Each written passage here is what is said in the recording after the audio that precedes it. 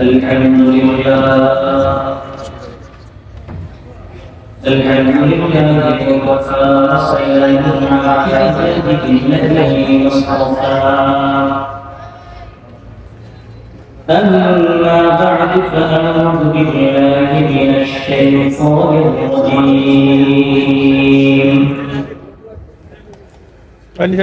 بسم الله الرحمن الرحيم إنما المؤمنون الذين إذا ذكر الله وجلت قلوبهم وإذا تليت عليهم آياته زادتهم إيمانا وعلى ربهم يتوكلون الذين يقيمون الصلاة ومما رزقناهم ينفقون أولئك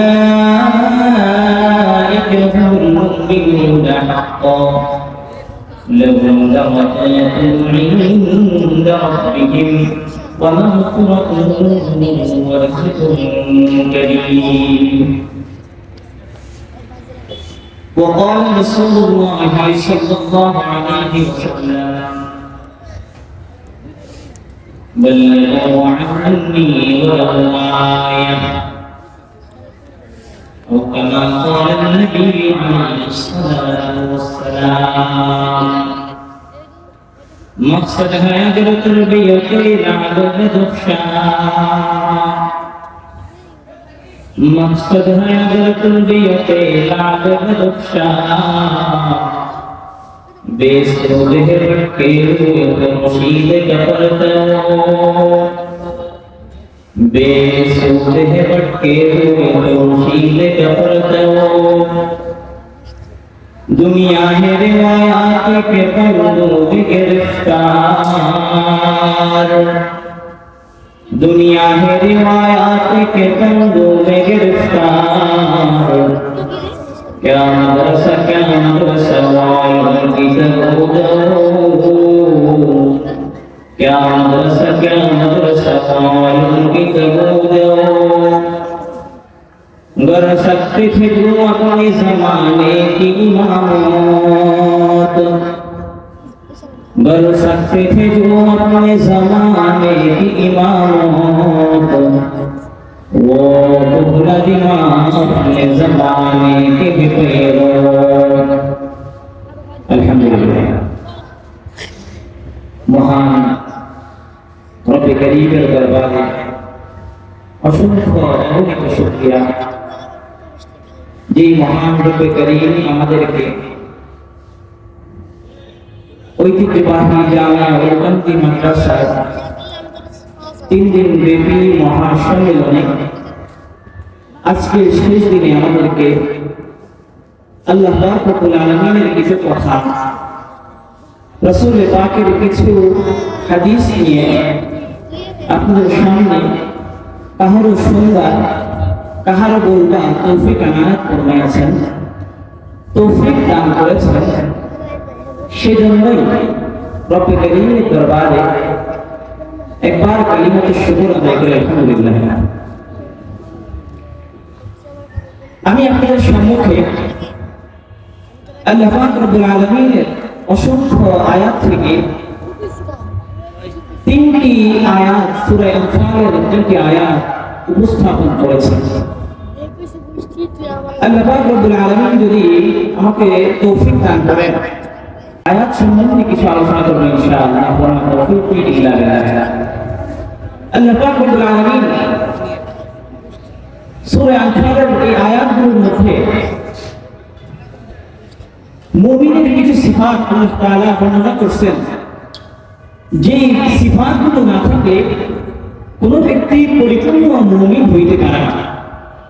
মুমিন যদি কোনো ব্যক্তি কামেল হইতে চায়, কোনো ব্যক্তি যদি পরিপূর্ণ মুমিন হইতে চায়, তাহলে এই গুণগুলো যার ভিতরে থাকলে ওই ব্যক্তি প্রকৃত মুমিন হতে পারবে।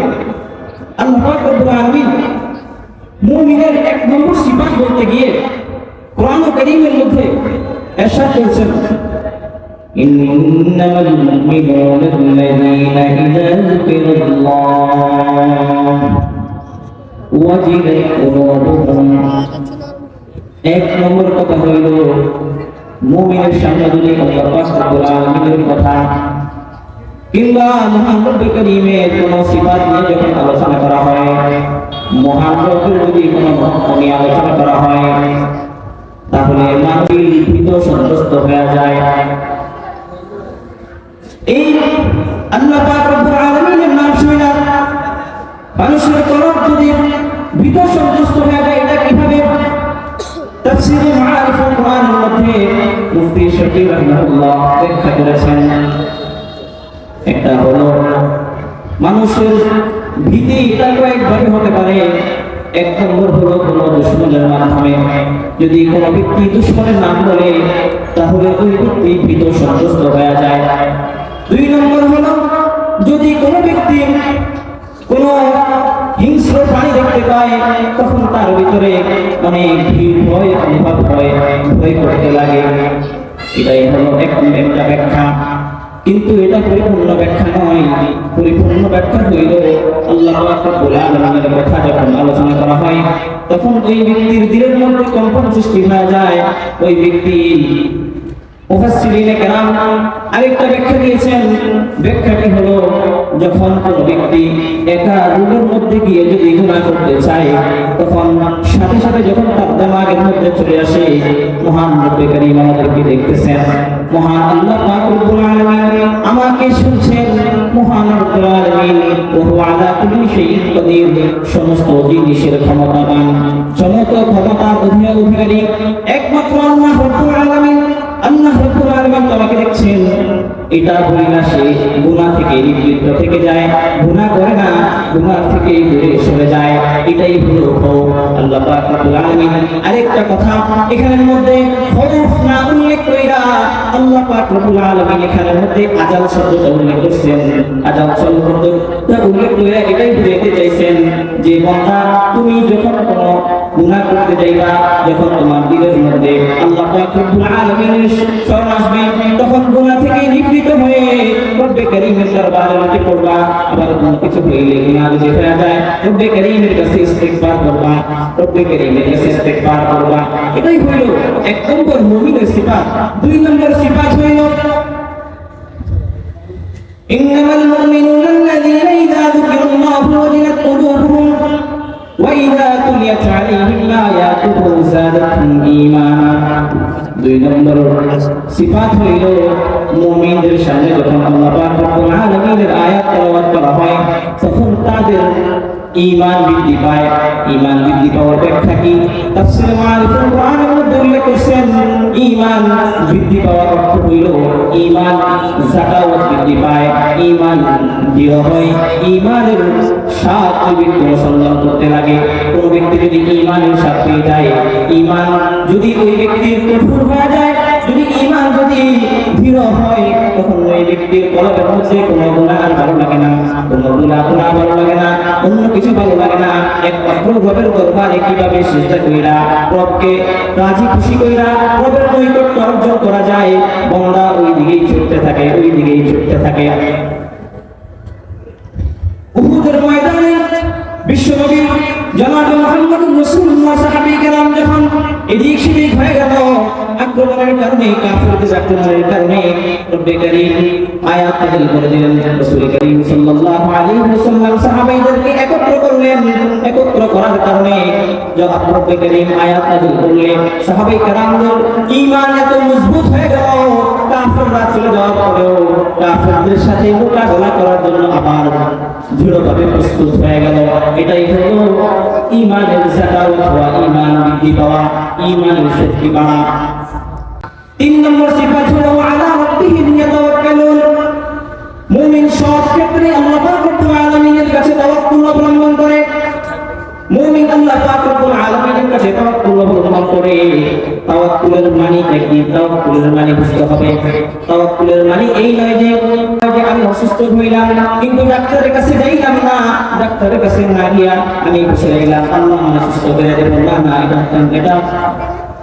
এটা নয় তাওয়াক্কুল মানে, এটা নয়। তাওয়াক্কুল মানে হইল আল্লাহ পাক রব্বুল আলামিন তোমাকে বলছেন তুমি রোগ শেফার জন্য ডাক্তারের কাছে যাইবা, ফার্মেসি থেকে ওষুধ দিবা, ওষুধ নেওয়ার পর যখন তুমি খাইবা তাওয়াক্কুল করবা আল্লাহ আমাকে এই ওষুধের মাধ্যমে ভালো করে দিবে, এই ওষুধের উচিলার মাধ্যমে ভালো করে দিবে। আল্লাহ পাক রব্বুল আলামিন এই কথাই বুঝাইতে চাইছেন মুমিনের 4 নম্বর সিফাত হলো আল্লাযীনা ইউকিমুনাস সালাত। যখন মুমিন নামাজ পড়বে, নামাজ পড়া কেমন? নামাজ যে কোনো ভাবে পড়লেই হবে না। আল্লাহ রাসূল সাল্লাল্লাহু আলাইহি ওয়াসাল্লাম যেমনি আদব বলে শিক্ষা দিয়েছেন, সাল্লু কামা রাআইতুমুনি উসাল্লি, আমি যেভাবে নামাজ পড়ছি তোমরা সেভাবেই নামাজ পড়ো। রাসূলের নামাজ কেমন ছিল? রাসূলের নামাজ ছিল প্রাণবন্ত নামাজ, এমন নামাজ যেই নামাজ সাহাবায়ে কেরাম শিখছে যুদ্ধের ময়দানে পাহারাদারি করার জন্য দিছে, পাহারাদারি করতে তেলাওয়াত করতেছে এমন আগ্রহের সাথে, এমন মনোযোগিতার সাথে তেলাওয়াত করতেছে। ওই ব্যক্তি তীর বিদ্ধ হয়ে গেল, বলতে পারলো না। একবার রাসূল করিম সাল্লাল্লাহু আলাইহি ওয়াসাল্লাম মসজিদের কোণার মধ্যে বসে আছেন, এক ব্যক্তি নামাজ পড়লো। নামাজ পড়ার পর রাসূল বললেন, না তোমার নামাজ পড়া হয়নি, তুমি আবার যাও নামাজ পড়ো। ইরজি ফাইন্নাকা লাম তুসাল্লি, তোমার নামাজ হয়নি, তুমি আবার নামাজ পড়ো। আবার আসলো, এভাবে 3 বার হলো। ওই ব্যক্তি সাহাবী রাসূলের কাছে এসে বললেন, ইয়া রাসূলুল্লাহ, ইয়া হাবিবাল্লাহ, আমাকে একটু জানিয়ে দেন কিভাবে নামাজ পড়লে পরিপূর্ণ সুন্দরভাবে নামাজ হবে। আল্লাহ রাসূল সাল্লাল্লাহু আলাইহি ওয়াসাল্লাম সব কিছু স্পষ্টভাবে সুন্দর করে বলে দিলেন। ওই ব্যক্তি নামাজ খুবই সুন্দরভাবে শিখে গেল। 5 নম্বর সিফাত হইল মুমিনের, 5 নম্বর সিফাত হইল রিজিক দিলে ওয়াকিমুস সালাত ওয়া মিম্মা রাযাকনাহুম ইউনফিকুন। যখন ওই ব্যক্তিকে আল্লাহ পাক রব্বুল আলামিন রিজিক দেয়, ওই ব্যক্তি আল্লাহর রাস্তার মধ্যে খরচ করে, আল্লাহ পাক রব্বুল আলামিনের রাস্তার মধ্যে ব্যয় করে। যেভাবে কোন ব্যক্তি যদি আত্মীয়-স্বজন হয়, তাদের আপ্যায়ন করে, যাকাত আসলে যাকাত দিয়ে দেয়, সবটা আসলে সবটুকু ফিতর আদায় করে দেয়, এটাই হলো আল্লাহ পাক রব্বুল আলামিন যদি রিজিক দেয়, ইউনফিকুন খরচ করে, আল্লাহর রাস্তার মধ্যে খরচ করে। যেমনিভাবে আপনারা এই উদুকান্দি মাদ্রাসার ময়দানে উদুকান্দি মাদ্রাসার জন্য রিজিক আল্লাহ পাক দেওয়ার পরে আপনারা এই মাদ্রাসার মধ্যে বিভিন্ন জিনিস দিয়ে সহায়তা করেছেন, এটাই হলো আল্লাহ পাক রব্বুল আলামিন এই রিজিক দান করার কারণে আল্লাহ পাক রব্বুল আলামিন আপনার রিজিকের মধ্যে বরকত দিয়ে দিবেন। আল্লাহ পাক রব্বুল আলামিন আপনার রিজিকের মধ্যে বরকত দিয়ে আপনার সমস্ত রিজিক বাড়িয়ে দিবেন। এই সমস্ত তারপরে এই সমস্ত গুণগুলা যার ভিতরে থাকবে, আল্লাহ পাক রব্বুল আলামিন সমস্ত ব্যক্তিকে বলতেছেন, উলাইকা হুমুল মুমিনুনা হাক্কান, এই হলো প্রকৃত মুমিন, এই হলো মুমিন। এটা যদি কোনো একটা জিনিস যদি কমতি থাকে তাহলে পরিপূর্ণ মুমিন হইতে পারো নাই।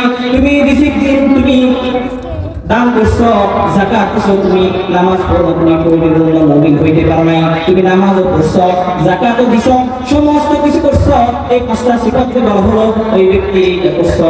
একবার হাসান বসরি রাহিমাহুল্লাহকে জিজ্ঞাসা করা হলো, আপনি বলুন মুমিন কেমনে হয়, মুমিন কি কারণে মুমিন হয়?